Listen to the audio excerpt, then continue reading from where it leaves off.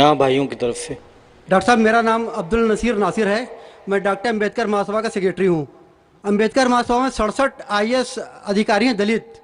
बहुत से लोगों से मैं बात करता हूँ इस्लाम के बारे में, तो कहते हैं बाबा साहब अम्बेडकर ने कहा था मैं हिंदू धर्म में पैदा हो गया हूँ, लेकिन हिंदू होकर मरूंगा नहीं। हम लोग भी चाहते हैं आवे इस्लाम में, लेकिन जो हमें फैसिलिटी मिल रही है वो हमको दलित की हैसियत से मिल रही है। क्या दलित जो है इस्लाम कबूल कर ले और नाम अपना न तब्दील करे और खतना न कराए, क्या मुमकिन है ये? भाई साहब ने सवाल किया कि दलित, बाबा अम्बेडकर साहब की किताब में पढ़ चुका हूँ। आप बिल्कुल सही फरमाते कि बाबा साहब अम्बेडकर, डॉक्टर बाबा साहब अम्बेडकर, उनने जब दिगर मज़हब की तहकीक की, सबसे बेहतरीन मज़हब उन्हें लगा इस्लाम। अफसोस की बात है कि हम मुसलमानों ने खुलेआम उन्हें कबूल नहीं किया, इसलिए उनने दूसरा बेहतर मज़हब बुद्धिज़्म को कबूल किया। आपका सवाल है कि दलित अगर कहते हैं कि हम इस्लाम कबूल करें और नाम नहीं बदले तो क्या ये जायज़ है, और ख़तना न करे जायज़ है? नाम बदलना इस्लाम में फ़र्ज़ नहीं है। नाम बदलना इस्लाम में फ़र्ज़ नहीं है। अगर आपका नाम शिरकाना नाम है तो बदलना फ़र्ज़ है, वरना नाम बदलना फ़र्ज़ नहीं है।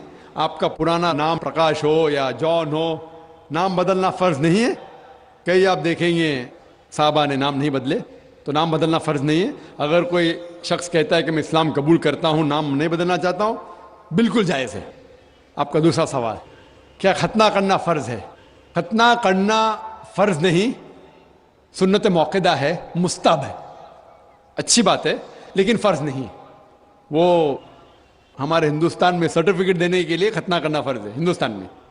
हाँ, बाहर जाएंगे तो खतना करना फ़र्ज़ नहीं, लेकिन खतना करना अच्छी बात है, बेहतरीन है, अल्हम्दुलिल्लाह, लेकिन फ़र्ज़ नहीं है। ये सुन्नत है, करना अच्छी बात है। तो अगर कोई शख्स कहता है कि मैं इस्लाम कबूल करूँगा, नाम नहीं बदलूँगा और ख़तना नहीं कहूँगा, तो मैं कहूँगा अहलन व सहलन। कम से कम शिर्क से तो बचेगा, कम से कम दोज़ख से तो बचेगा, जन्नत में जाएगा इंशाअल्लाह। दलित मजहब की फैसिलिटी ले सकता है वो? भाई साहब का तीसरा सवाल, दलित मजहब की फैसिलिटी। ये दलित मजहब की फैसिलिटी गवर्नमेंट देती है। ये गवर्नमेंट का रूल है, जो बैकवर्ड क्लास है फैसिलिटी मिलती है। कई मुसलमान जो अपने आप को बैकवर्ड क्लास कहते हैं, उनको भी फैसिलिटी मिलती है ना? कई मुसलमान नहीं जानता, अंसारी या कुछ चंद, सब ने चंद, तो ये फैसिलिटी मिलती है उनको। तो आज के मुसलमान जो अपने आप को बैकवर्ड कहते हैं, उनको फैसिलिटी मिलती, तो कोई दलित अगर इस्लाम कबूल कर सकेगा तो गवर्नमेंट की फैसिलिटी भी मिलेंगी, इंशाअल्लाह अल्लाह की फैसिलिटी भी मिलेंगी। पहले माइक की तरफ से अगर कोई गैर मुस्लिम भाई है तो वो सवाल पूछें। डॉक्टर नायर साहब, अस्सलामु अलैकुम वरहमतुल्लाहि वबरकातुहू। जिहाद और दहशत गर्दी के बारे में इसी उन्वान से मेरा एक सवाल छोटा सा ये है कि क्या दहशत गर्दी का जिक्र कुरान हकीम में कहीं भी आया है, किसी सूरह, किसी आयत नंबर में? भाई साहब का सवाल है कि दहशत गर्दी का जिक्र कहीं कुरान मजीद में आया है, और मैं तकरीर में भी हवाला दिया उस आयत का कि जो लफ्ज़ इंग्लिश में कहते हैं टेररिस्ट, उर्दू में कहते हैं दहशत गर्द, और ये लफ्ज़ जो है ये कुरान मजीद में है, सूरह अनफाल में, सूरह नंबर 8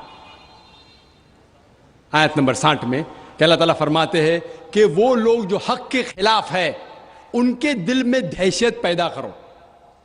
तो इसीलिए मैंने कहा कि हर मुसलमान का फ़र्ज़ है कि जो लोग हक़ के ख़िलाफ़ है, जो माशरे के ख़िलाफ़ है, जो इंसानियत पे जुल्म कर रहे हैं, उनके दिल में दहशत पैदा करो। जिस तरीके से पुलिस का काम है, और अगर कोई इंसान, वो इंसान जो माशरे के ख़िलाफ़ है, इंसानियत के ख़िलाफ़ है, मिसाल के तौर पे कोई चोर है या कोई बलात्कार करने वाला है या ज़िना बिल जब्र करने वाला है, ऐसे इंसान के दिल में दहशत पैदा करना अच्छी बात है।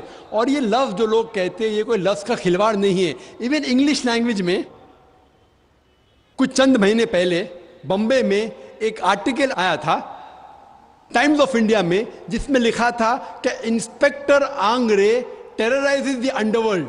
Inspector Angre is a terrorist for the underworld. उसके मानी इंस्पेक्टर आंग्रे जो गुंडे लोग हैं बम्बई में, उनके लिए दहशतगर्द है। तो ये लफ्ज़ का खिलवाड़ नहीं, ये इंग्लिश लैंग्वेज है, उसी तरीके से उर्दू है, अरबी ज़बान है। तो इसलिए मैंने कहा कि अल्लाह ताला फरमाते हैं कि जो लोग हक़ के खिलाफ है उनके दिल में दहशत पैदा करना अच्छी बात है, लेकिन आम तौर पे दहशतगर्द आज की तारीख में उसे कहते हैं जो मासूम इंसानों के दिल में दहशत पैदा करता है। इस पस मंजर में, इस ताल्लुक से कोई भी मुसलमान, कोई भी मासूम इंसान के दिल में दहशत कभी भी नहीं पैदा करना चाहिए। उम्मीद है कि सवाल का जवाब है। बहनों की तरफ से कोई सवाल? अस्सलाम वालेकुम, मेरा नाम अनम काज़मी है। जैसा कि आपने शुरू से बताया कि अगर कुरान और हदीस पे हम लोग चलें तो एक आइडियल लाइफ, एक आइडियल सोसाइटी पा सकते हैं। तो जहालत से जिहाद भी एक जिहादी है। मेरा क्वेश्चन है, A should be confined the knowledge to the Islamic studies only, B knowledge like women को ज़्यादा हम लोग को अहमियत देना चाहिए, like if women is educated then the whole family is more knowledgeable. What do you think? बहन ने सवाल किया कि जहालत के खिलाफ जिहाद करना भी जिहाद है। बिल्कुल सही है। उन्होंने कहा कि सिर्फ हमें इस्लाम की पढ़ाई करना चाहिए कि ये आम जो हम कहते हैं मॉडर्न एजुकेशन या फॉर्मल एजुकेशन करना चाहिए। और तीसरा सवाल कि ख़वातीन के ऊपर एजुकेशन की अहमियत देना चाहिए कि नहीं। आपका पहला सवाल बिल्कुल सही था कि जहालत के खिलाफ जिहाद भी जिहाद है। बिल्कुल सही। और सबसे पहला जो पैगाम अल्लाह सुब्हाना व तआला इंसानियत को देते कुरान मजीद में, वो ये नहीं कि नमाज पढ़ो, हज के ले जाओ या ज़कात दो। सबसे पहला पैगाम अल्लाह ताला देते हैं सूरह इकरा में, इकरा पढ़ो। और सिर्फ मर्दों के लिए ना, औरत के लिए भी है। तब का तीसरा सवाल कि ख़वातीन के होना चाहिए। और अल्लाह के रसूल फरमाते हैं, it is obligated on every Muslim man और वुमन टू एक्वायर नॉलेज। हर मुसलमान पे फ़र्ज है, चाहे वो मर्द या औरत हो, क्या वो इल्म हासिल करे। तो इल्म हासिल करना हर मुसलमान के लिए फ़र्ज है। और अल्लाह के रसूल ने कहा कि आप अपने बच्चों को इल्म दो, खुसूसन लड़कियों को, क्योंकि उस वक्त जहालत में लड़कियों का कत्ल किया जाता था। कुरान नाज़िल होने के पहले जब लड़की पैदा होते थे तो जिंदा दफना दिया जाता अरब मुमालिक में। तो खुसूसन औरतों को, लड़कियों को तो इल्म हासिल करना फ़र्ज़ है हर मुसलमान के लिए। जहालत के खिलाफ जिहाद करना फ़र्ज़ है, और औरतों के लिए भी। जो आपका दूसरा सवाल है, जो आखिरी सवाल है, क्या हमें इस्लाम के अलावा बाकी दुनियाई इल्म हासिल करना चाहिए कि नहीं? बेशक करना चाहिए। क्यों नहीं करना चाहिए? इल्म दो किस्म की होती है, दीनी इल्म कुरान और हदीस की रोशनी में, और दुनियाई इल्म भी, ये भी ज़रूरी है। और कई कुरान के आयत को समझने के लिए ये दुनियाई इल्म भी ज़रूरी है। इसीलिए कुरान मजीद फरमाता है सूरह नहल में, सूरह 16 आयत नंबर 43, फस्अलू अहल ज़िक्र इन कुंतुम ला तालमून। अगर आप नहीं समझते तो उनसे पूछो जिसके पास इल्म है। इसीलिए हमने बम्बई में एक स्कूल कायम की जिसका नाम है इस्लामिक इंटरनेशनल स्कूल। ये एक अलहदा स्कूल है, 2 ज़बानों में इसका मीडियम ऑफ इंस्ट्रक्शन है, एक इंग्लिश और दूसरा अरबी है। हम जब बच्चों का दाखिला करते 3 साल की उम्र में हमारे स्कूल में बम्बई में, उनको दोनों ज़बान सिखाते हैं, अंग्रेजी ज़बान और अरबी ज़बान। जब 3 साल की उम्र में दाखिला होता है नर्सरी में, हम जब सिखाते A for apple, B for ball, A for Allah, B for बिस्मिल्लाह, हम सिखाते मिन अलिफ असदुन, मिन बा बैतुन, मिन ता तुफ़ाहुन। क्योंकि मुसलमानों को अरबी जानना बहुत ज़रूरी है। मुझे पता है कि मैं दाई हूँ, मैं अरबी ज़बान नहीं जानता हूँ, शोए शोए थोड़ा बहुत समझ लेता हूँ। इसीलिए मैं चाहता हूँ कि मेरे बच्चों को मैं अरबी सिखाऊं। ये स्कूल में अल्हम्दुलिल्लाह हम सबसे बेहतरीन अंग्रेजी इल्म देते हैं, और हम कहते हैं कि ये आम जो कॉन्वेंट स्कूल है उनसे फार सुपीरियर इंशाअल्लाह हम देते हैं। उसके साथ साथ इस्लामिक तालीम भी देते हैं।